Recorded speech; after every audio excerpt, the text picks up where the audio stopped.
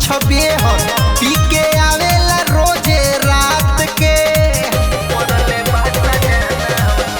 नशा में औवे रतिया सखी बुझुए नाही बात के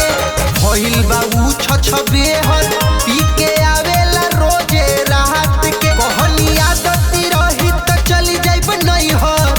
ओही रे करानामा तकिया से मुहावा दाब के रति के मोरले बास जाना तकिया से मुहावा दाब के रति के मोरले बास जाना तकिया से मुहावा दाब के रति के मोरले बास जाना। अरे भाई रे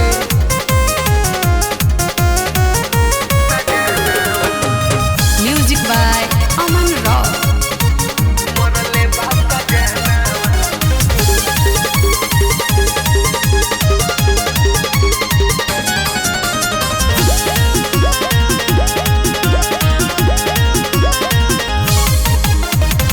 रोज रोज पी के घर में कहरे डावा डोल हो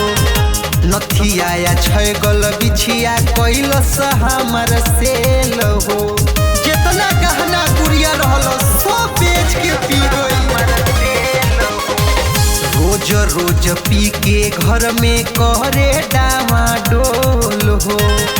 नथिया या छैगल बिछिया कैलस हमर सेल हो दिन रात पिएला दारू बजारू ना कहरेला सरामा तकिया से मुहावा दाब के रति के मोरले बस जाना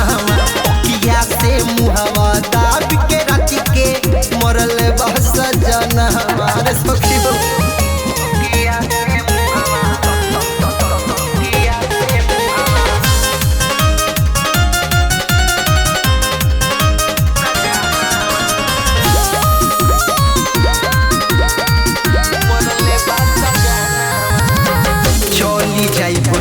हर कल बोला के अपना भाई के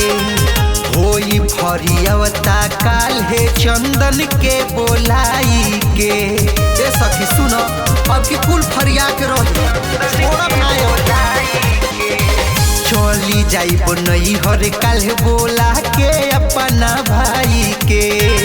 होई फरियावता पर धानों के बोलाई के रहब ना घर में शराबी के संग बड़ा कोहरे लगा जाना तकिया से